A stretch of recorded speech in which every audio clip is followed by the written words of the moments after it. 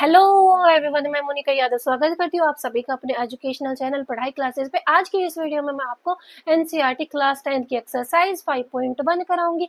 ये एक्सरसाइज हमारी एपी से रिलेटेड है। एपी की अगर फुल फॉर्म की बात करें तो हमारे पास क्या है, अर्थमेटिक प्रोग्रेशन होता है। ठीक है, अब एक्सरसाइज एपी से रिलेटेड है तो पहले आपको थोड़ा सा एपी ही एक्सप्लेन कर देती है। एपी क्या होता है? सीक्वेंस होता है, number of sequence in which difference between two consecutive terms remaining same. वो सीक्वेंस जहाँ पे जो हमारे पास दो कॉन्जिक्यूटिव टर्म है उनके बीच का डिफरेंस हमेशा सेम होता है, उसी को हम एपी कहते हैं। वरना सीक्वेंस तो हमारे पास और भी बहुत सारे होते हैं, उस सीक्वेंस को ही हम एपी कहते हैं जहाँ पे जो हमारा डिफरेंस है वो कांस्टेंट होता है। Constant means the same. Okay, तो चलो अभी हम एक एग्जांपल से आप लोगों को एक्सप्लेन कर देते हैं। जैसे एपी की फर्स्ट टर्म कुछ भी हो सकती है, लाइक मैंने 11 ले लिया। अब हमने डिसाइड किया है कि जो हमारा डिफरेंस है वो 2 का होगा, तो इसकी नेक्स्ट टर्म क्या होगी? 11 में आप लोग 2 ऐड करोगे 13, उसमें 13 में फिर वापस से 2 ऐड करोगे तो 15, 15 में वापस से 2 ऐड करोगे तो 17। ये जो है हमारी सो ऑन रहता है, ये लगातार चलता है एपी। बस क्या होता है कि डिफरेंस सेम होता है। तो ये एग्जाम्पल हमारा एपी का जाता है। ओके, अगर यहाँ पे इसी एग्जाम्पल में मैं ले लूं, अगर जैसे फर्स्ट टर्म 11 है और डिफरेंस हम 2 का लेके चल रहे हैं, सेकेंड टर्म 13 है और थर्ड टर्म अभी हमने 16 ले ली, तो क्या ये एपी है? नहीं है। एपी तब ही होता है जब दो कॉन्जिगेटिव टर्म्स के बीच में डिफरेंस सेम होता है। जैसे देखो 15 से 13 का बीच में डिफरेंस कितने का है? 2 का है। ठीक है, वहां 15 और 17 के बीच का डिफरेंस भी 2 है, 11 और 13 के बीच का डिफरेंस भी 2 है। और आपने नीचे क्या देखा, 13 और 16 के बीच का डिफरेंस जो है 3 आ गया। पहले तो 2 था डिफरेंस, 11 और 13 के बीच में 2 था और अभी 3 आ गया। इट मीन्स ये एपी नहीं है। एपी तभी कहलाया जाता है जब डिफरेंस जो है सेम रहता है, कांस्टेंट रहता है। ये है रफ काम। हमारे जो कॉन्सेप्ट है वो क्लियर हो चुके हैं। तो चलो अब हम एक्सरसाइज पे आते हैं। फर्स्ट क्वेश्चन देखिए, in which of the following situation does the list of the number involve make an arithmetic progression and why. इनमें से कुछ सिचुएशन हमें गिवन है, कुछ सिचुएशन गिवन है, उनमें से हमें ये देखना है कि अगर हम इनको न्यूमेरिकल फॉर्म में रिप्रेजेंट करते हैं तो क्या ये एपी फॉर्म करते हैं। अगर एपी फॉर्म करते हैं तो क्यों फॉर्म करते हैं, या नहीं फॉर्म करते हैं तो क्यों नहीं फॉर्म करते हैं, ये हमें बताना है। तो फर्स्ट सिचुएशन रीड कर लेते हैं। The taxi fare after each kilometre when the fair is ₹15 for the first kilometre and ₹8 for each additional kilometre. एक टैक्सी ना किराए के रूप में क्या लेती है, पहले किलोमीटर अगर 1 किलोमीटर जाओगे तो फेयर है ₹15, वो फिक्स्ड है। और उसके बाद अगर आगे जैसे आपने 2 किलोमीटर लिया तो 1 किलोमीटर का तो फेयर फिक्स्ड ही है, वो 15 ही है। फिर सेकेंड किलोमीटर के लिए आपको आपसे वो 8 चार्ज करेगी, इसको बोलते हैं एडिशनल किलोमीटर के लिए वो चार्ज करती है जो। तो चलो फेयर के बारे में लिखते हैं। तो यहाँ पे हमने लिखा टैक्सी फेयर फॉर 1 किलोमीटर। अगर 1 किलोमीटर की बात करें तो जैसे मैंने आपको स्टार्टिंग में ही बता दिया था, वो जी फिक्स्ड है, ₹15 है, तो सीधा हम इसको 15 से रिप्रेजेंट कर रहे हैं। ओके, अब अगर 2 किलोमीटर के लिए बात करें तो हम लिखेंगे टैक्सी फेयर फॉर 2 किलोमीटर। तो अगर 2 किलोमीटर के लिए टैक्सी को आप हायर कर रहे हो तो भाई वो 1 किलोमीटर के लिए तो वही ₹15 चार्ज करने वाला है। तो यहाँ पे हमारे पास 15 पहले किलोमीटर के लिए, दूसरे किलोमीटर के लिए यहाँ पे देखो क्या दे रखा है, ₹8 for each additional kilometre. 1 kilometre के बाद जितने किलोमीटर आप लेके जाओगे उसको वो ₹8 चार्ज करेगा पर किलोमीटर के हिसाब से। तो हमारे पास 2 किलोमीटर के लिए भी आ गया। चलो अब इसी तरह से 3 किलोमीटर के लिए भी निकाल लेते हैं। यहाँ पे हमने लिखा taxi fare for 3 kilometre. 3 kilometre के लिए वो 15 तो फिक्स है ही भाई, आने वाले सेकंड किलोमीटर के लिए 8 चार्ज करेगा, फिर एक और किलोमीटर के लिए वापस से 8 चार्ज करेगा, तो यहाँ क्या होगा 15 + 8 + 8। चलो अब इनको ऐड करके भी लिख देते हैं। 15 में 8 ऐड किया तो क्या आया हमारे पास 23, और नीचे इनको ऐड करेंगे तो हमारे पास 31 आ गया। इतना ही हमारे लिए सफिशिएंट है। तो अभी हम क्या करते हैं, सीक्वेंस फॉर्म करें। हम अभी ये नहीं बता रहे कि ये एपी है या नहीं है, तो यहाँ पे हमने लिखा सो the sequence formed is sequence में पहला नंबर हमारे पास 15 आया, दूसरा 23 आया, तीसरा आया 31 और फिर उसके बाद हमने लगा देना है सो ऑन का साइन। ये सीक्वेंस आगे इसी तरह से चलता रहेगा।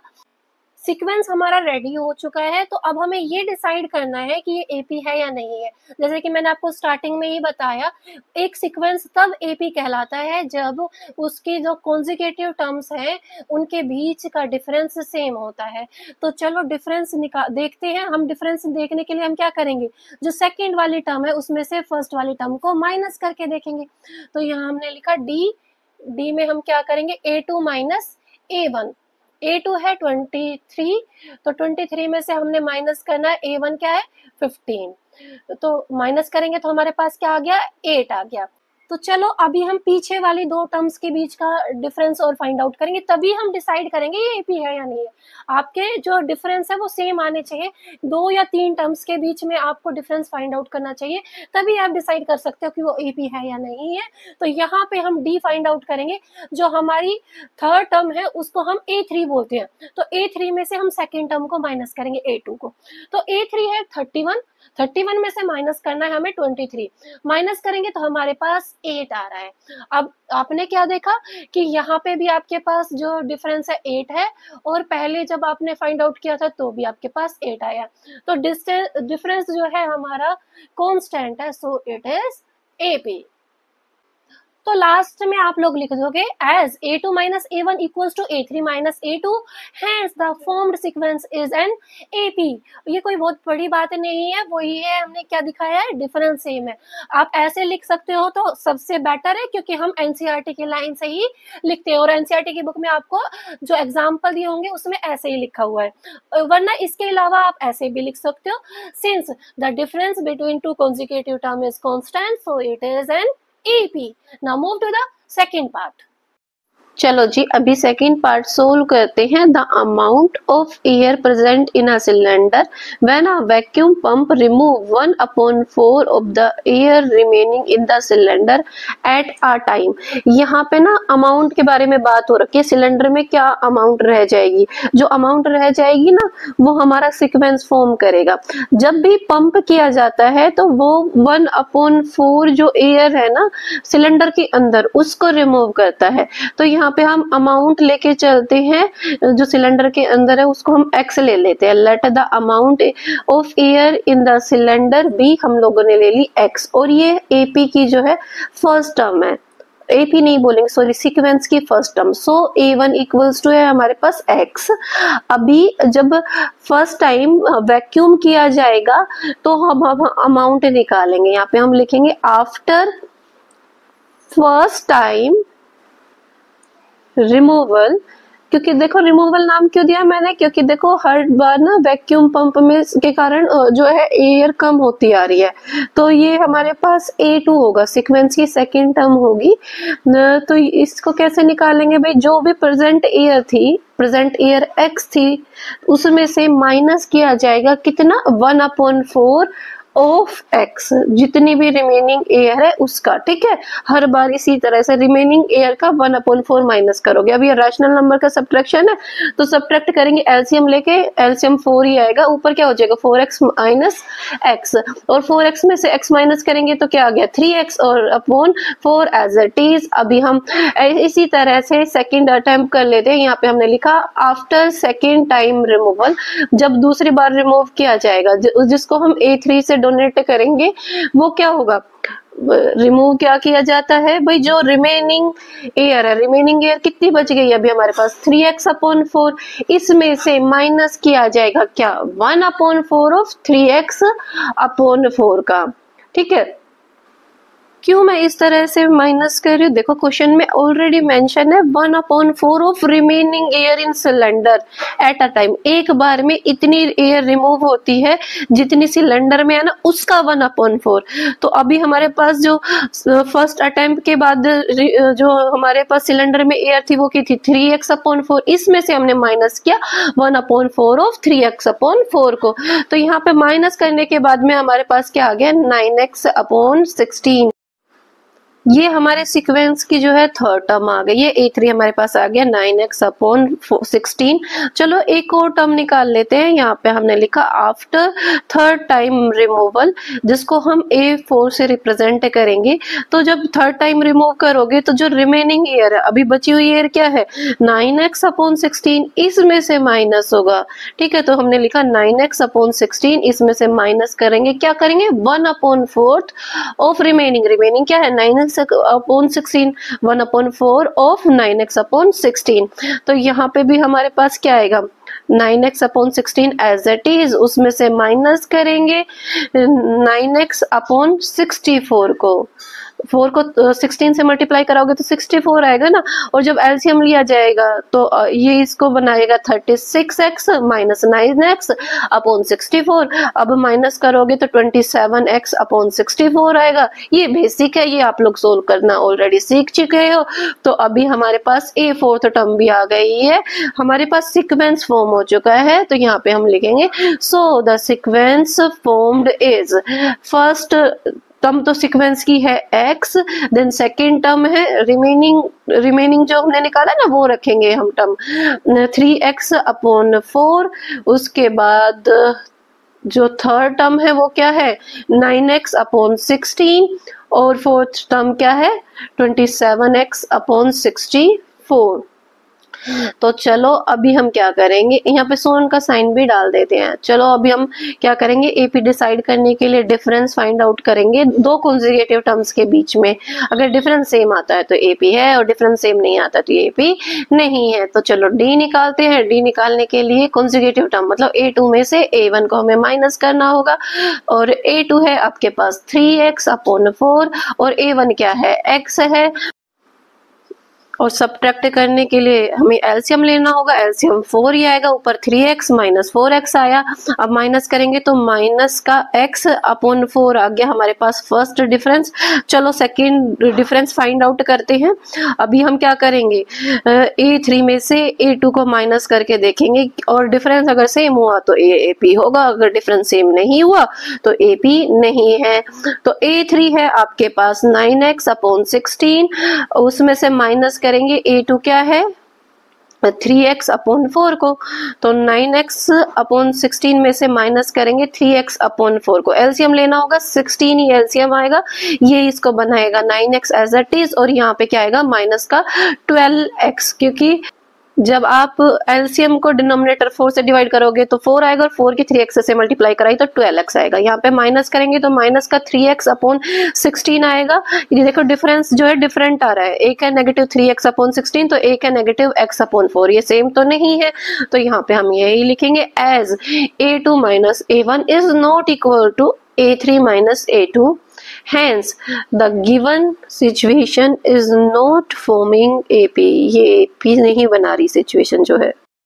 चलो अभी थर्ड पार्ट करते हैं। The cost of digging a well after every metre of digging when it cost ₹154 first meter and rising by ₹50 for each subsequent meter। यहाँ पे हमें बोला गया है कि अगर एक कुआं आप खुदवा रहे हो तो 1 मीटर के लिए वो चार्ज करेंगे 150, और उसके बाद पर मीटर के अकॉर्डिंग वो चार्ज करेंगे कितना और 50 रुपीज। ठीक है, तो चलो इसको लिख के सोल्व करते हैं। तो स्टार्टिंग में हम कॉस्ट लिखेंगे 1 मीटर के लिए। तो यहाँ पे हमने लाइन लिखी the cost of digging a well after 1 metre. अगर 1 मीटर डिग करते हैं कुएं को तो वो कितना चार्ज करते हैं जी ₹150। ये आपको डायरेक्टली क्वेश्चन में गिवन है। ठीक है, तो आगे निकालेंगे हम 2 मीटर के लिए। फिर यहाँ पे हम लिखेंगे the cost of digging a well after 2 metre. अगर 2 मीटर वो डिग कर देते हैं तो वो कितना चार्ज करेंगे भाई, 1 मीटर के लिए तो फिक्स है कि वो 150 रुपीज चार्ज करने वाले हैं। फिर नेक्स्ट 1 मीटर के लिए 50 और चार्ज करेंगे। तो क्या करोगे 150 में 50 ऐड करोगे, तो यहाँ से आपके पास क्या आ रहा है 200 रुपीज। ठीक है, तो 2 मीटर के लिए हुए 200 रुपीज। एक बार और निकाल लेते हैं, 3 मीटर के लिए भी निकाल लेते हैं। यहाँ पे cost of digging a well for after 3 metre. तो अभी हम 3 मीटर के लिए भी निकाल लेते हैं। ऊपर से लाइन कॉपी कर लोगे आप लोग, cost of digging a well after 3 metre.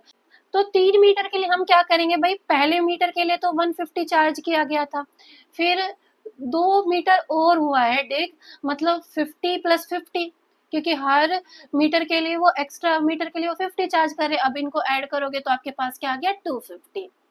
आप चाहे तो एक और टर्म भी निकाल सकते हैं, 4 मीटर के लिए भी निकाल सकते हैं, वो आपके पास 300 आएगा, बट हमारे लिए इतना ही सफिशिएंट है। तो यहाँ पे हम लिखेंगे so the sequenced formed.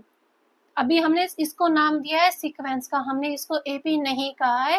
AP तो हम चेक करने के बाद कहेंगे कि अगर डिफरेंस सेम आता है तो हम इसको एपी कहेंगे, वरना एपी नहीं है। इस क्वेश्चन में हमें यही बताना है कि ये एपी है या नहीं, तो यहाँ पे हम सीधा सिर्फ यही लिखेंगे, so the sequence formed is 150 then comma 200 then comma 250, then हमने सो उनका साइन लगा दिया। चलो अभी हम डी निकालते हैं। डी निकालने के लिए हम क्या करेंगे, A2 में से A1 माइनस करेंगे, और एक बार और डी निकालेंगे हम, यहाँ पे A3 में से A2 को माइनस करेंगे। कॉन्जिक्यूटिव टर्म्स के बीच का डिफरेंस होता है ना हमारा कॉमन डिफरेंस, तो A2 क्या है हमारे पास 200 है, जो सीक्वेंस हमारा बना उसमें A2 200 है और A1 150 है, तो माइनस करेंगे 200 में से 150, तो यहाँ पे हमारे पास 50 आ गया। यहाँ पे A3 क्या है 250, 250 में से A2 जो कि है 200 माइनस करेंगे तो भी आपके पास 50 आ रहा है, तो डिफरेंस है सेम, तो ये AP हुआ।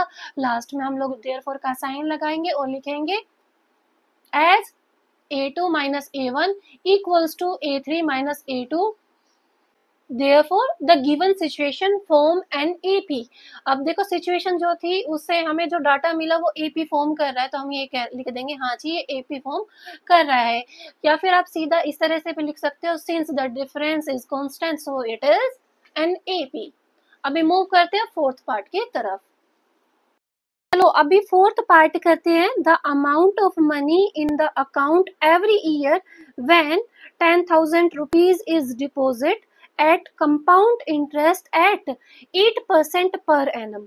यहाँ पे आपको बताना है कि जो अमाउंट उसको मिलेगी, किसी ने अपने बैंक अकाउंट में 10,000 रुपीज जो है डिपॉजिट किए हैं और रेट ऑफ इंटरेस्ट उसको मिल रहा है 8% पर एनम, बट उसने कौन से किस में डाले, कंपाउंड इंटरेस्ट में। और कंपाउंड इंटरेस्ट है ना आपका जो है सेम नहीं आता, लाइक फर्स्ट ईयर पे जो अमाउंट मिलेगी उस पे वापस से सेकंड ईयर पे उस पे ब्याज मिलता है। तो वैसे ये मैं बता दूं, डायरेक्टली बताऊं तो ये AP नहीं फॉर्म करेगा, बट हमें लिख के सोल्व कराना है। तो जिस सॉल्यूशन पे आ जाते हैं, यहाँ पे हम लिखेंगे amount in account for first year. जो उसने डिपॉजिट किए हैं उसको अगर एक साल बाद देखेगा तो उसको क्या अमाउंट मिलेगा। भाई कंपाउंड इंटरेस्ट का आपको फॉर्मूला याद होगा, यहाँ पे हम पहले रफली लिख लेते हैं। अमाउंट A इक्वल्स टू क्या होता है हमारे पास, P इंटू ब्रैकेट में डालते हैं हम 1 प्लस R अपॉन 100, R यहाँ पे रेट होता है और bracket close whole to the power T, T stand for time. Okay, फॉर्मूले के अकॉर्डिंग हम वैल्यूज पुट कर लेते हैं। ये जो हमारे पास फर्स्ट ईयर में आएगा ये A1 होगा, AP की फर्स्ट टर्म होगी हमारे पास। ओके, अमाउंट है ये फर्स्ट ईयर के लिए, तो प्रिंसिपल 10,000 रुपीज ही है, P की जगह हमने 10,000 यूज किया, देन प्लस का साइन सॉरी ब्रैकेट लगाया, 1 प्लस रेट है 8 अपॉन 100 और टाइम 1 ईयर है तो यहाँ पे हमने 1 ही लिख दिया। देखो करने के लिए हम इसको रिड्यूस भी कर सकते हैं, बट ना हमारे डाटा में कैलकुलेशन कम करने के लिए हम इसको एज इट इज रहने देते हैं। ऊपर है 10,000 और जब ये ब्रैकेट सोल्व करेंगे तो देखो ये 1 होल स्टैंड फॉर, मतलब आपने 100 को पहले 1 से मल्टीप्लाई कराया 100 और उसमें फिर 8 आपने ऐड करना है, तो इनटू में यहाँ पे हमारे पास आएगा 108 अपॉन 100। अभी यहाँ पे हम क्या करते हैं, 2 0 से 2 0 कैंसिल ही कर देते हैं, और कैंसिल करने के बाद अगर हम मल्टीप्लाई कराएंगे तो हमारे पास 108 उसके बाद 2 0 आएंगे, क्योंकि जब हम इसको 100 से मल्टीप्लाई कराएंगे तो, और ये हमारे पास रुपीज में आएगा, तो क्या आया 10,800। 1 ईयर के लिए अमाउंट मिला है ये। अब हम क्या करेंगे, amount in account for second year निकाल लेते हैं, 2 ईयर्स निकालते हैं। Amount in account for 2 years। अगर उसने ये सेम अमाउंट 2 साल के लिए डिपॉजिट की है तो उसको अमाउंट क्या मिलेगा। इस बार फॉर्मूला वही कंपाउंड इंटरेस्ट का जाएगा, प्रिंसिपल की जगह पे 10,000 एज इट इज, ब्रैकेट में भी हमारे पास सेम वैल्यू जाएगी, बट टाइम इंक्रीज हुआ है, टाइम इस बार 2 साल का हो गया है तो ऊपर पावर 2 हो जाएगी। अब सोल्व करेंगे तो 10,000 इंटू में क्या आएगा 108 अपॉन 100, उसकी पावर 2 है तो हम ये 2 टाइम लिख देंगे, 108 अपॉन 100 इंटू में 108 अपॉन 100। यहाँ पे हम 0 से 0 कैंसिल कर देते हैं, 2 0 से 2 0 कैंसिल कर देते हैं, और 108 को 108 से मल्टीप्लाई कराएंगे तो 11,664 हमारे पास आएगा। 2 टर्म हमारे पास निकल चुकी है, A2 भी निकल चुकी है, अभी A3 और निकाल लेते हैं, देन हम चेक करेंगे ये AP है या नहीं है। तो यहाँ पे हम लिखेंगे amount in account for 3 years। अगर 3 years के लिए डिपॉजिट किया जाए 10,000 रुपए तो कंपाउंड इंटरेस्ट के अकॉर्डिंग क्या अमाउंट मिलेगी। इस बार पावर जो टाइम है उसमें हमें 3 यूज करना है ना, वो सारा डाटा एज इट इज डालना है, पावर के प्लेस पे हमें 3 यूज करना है। तो हम क्या करेंगे 10,000 को 108 अपॉन 100 से 3 टाइम मल्टीप्लाई करा देते हैं।